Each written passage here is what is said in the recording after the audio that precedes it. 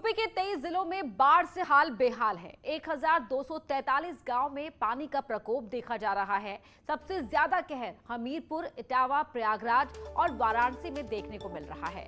वाराणसी में गंगा का पानी शहर में कई इलाकों तक पहुंच चुका है। कई घाट पानी में डूबे हुए हैं। अब से कुछ देर बाद ही सीएम योगी वाराणसी पहुंचने वाले हैं। सीएम बाढ़ ग्रस्त इलाकों का जायजा लेने के बाद राहत सामग्री बांटेंगे। सीएम योगी लगातार एक्शन मोड में हैं। वो लगातार बाढ़ प्रभावित जिलों का हवाई सर्वे करके पीड़ितों को राहत सामग्री बांट रहे हैं। कल पीएम मोदी ने काशी की बाढ़ का संज्ञान लेकर प्रशासन से बात की थी।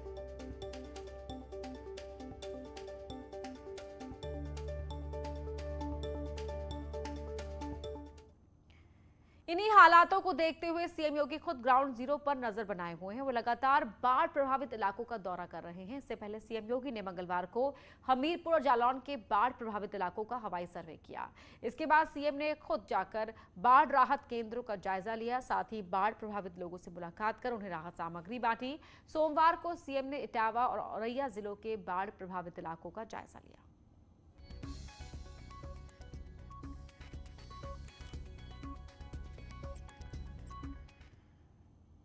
यूपी के कई जिले बाढ़ की चपेट में हैं। ऐसे में बाढ़ से निपटने के लिए सरकार ने तैयारी की हुई है। लखनऊ में बाढ़ पीड़ितों के लिए 24x7 कंट्रोल रूम बनाया गया है, जहां से बाढ़ पीड़ितों की मदद की जा रही है।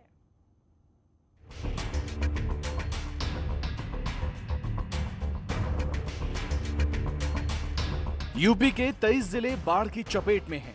सीएम योगी लगातार बाढ़ प्रभावित क्षेत्रों का दौरा कर रहे हैं। वाराणसी बलिया के दौरे से पहले सीएम इटावा, औरैया, हमीरपुर के दौरे पर थे, जहां बाढ़ पीड़ितों को राहत सामग्री वितरित की।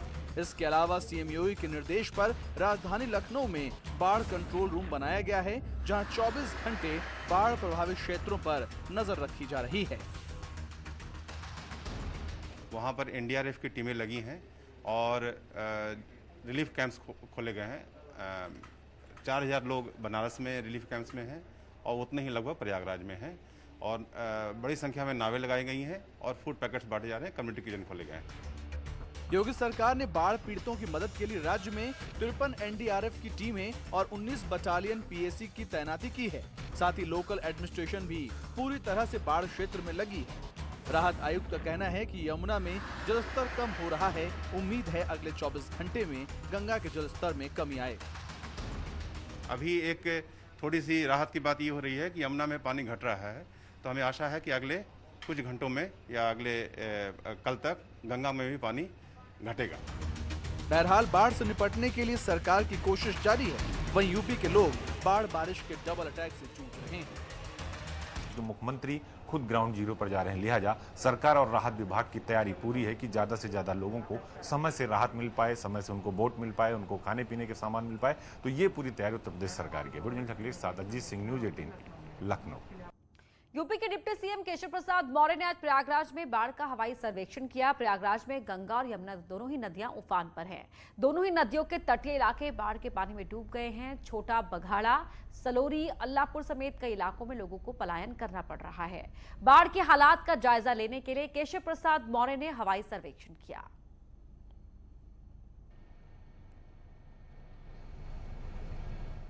जो बाढ़ की समस्या है वह गंभीर रूप में थी।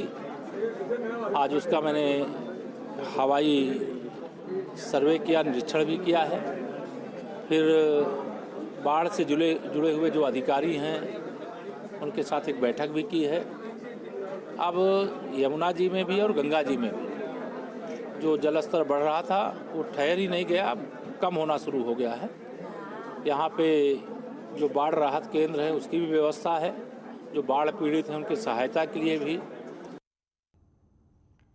प्रयागराज में गंगा यमुना के अलावा ससुर खदेरी नदी भी लोगों के लिए मुसीबत खड़ी की हुई है। संगम नगरी प्रयागराज में बाढ़ ने कहर बरपा रखा है। गांव से लेकर शहर तक चारों ओर पानी ही पानी नजर आ रहा है। और इस वक्त हम मौजूद हैं करेली के गौस नगर इलाके में। हम उन गलियों में इस समय मौजूद हैं जिन गलियों में मोटर गाड़ियां दौड़ा करती थी, लेकिन अब इनमें पूरे मकान डूबने भर का पानी भरा हुआ है। एक मंजिल पूरी तरह से डूब गई है। कि पानी भरा हुआ, इसी में हम अकेले हैं यहाँ पे। और मदद जो है हमारे तरजीब भाई हैं वो मदद हमारी कर रहे हैं। 2-3 बार कल आ चुके हैं, आज भी रहे हैं। अब यहाँ पर जो राहत सामग्री पहुंचाई जा रही है वो नाव के जरिए पहुंचाई जा रही है। कुछ जो समाज सेवी लोग हैं वो लोगों की मदद कर रहे हैं, अपने स्तर से पानी पहुंचा रहे हैं, भोजन पहुंचा रहे हैं। यहाँ पर कई दिनों से लाइट कटी हुई है और लोग अपने घरों में कैद हैं। घरों से सिर्फ वो इसलिए नहीं जाना चाहते क्योंकि वहाँ पर चोरी होने का उनको डर रहता है। तो इस तरह से है। और हमारे साथ मोइन हबीबी साहब हैं जो कि खुद मदद कर रहे हैं, समाज सेवी भी हैं। उनसे बातचीत करेंगे किस तरह लोगों की परेशानियां हैं। आप लोग यहाँ पर मदद करने के लिए निकले हैं। देखिए, परेशानियों की गिनती की जाएगी तो बहुत सारी परेशानियां हैं। आज सबसे बड़ी परेशानी ये है कि जलस्तर बढ़ने से गंगा और जमुना का ये इस कॉलोनी के अंदर आप देख रहे हैं लगभग 8 से 10 फीट जो है पानी आ चुका है, जिसमें परिवार फंसा हुआ है। सब यहाँ रुक रहे एक छोटे से ब्रेक के लिए, जल्द लौटते हैं।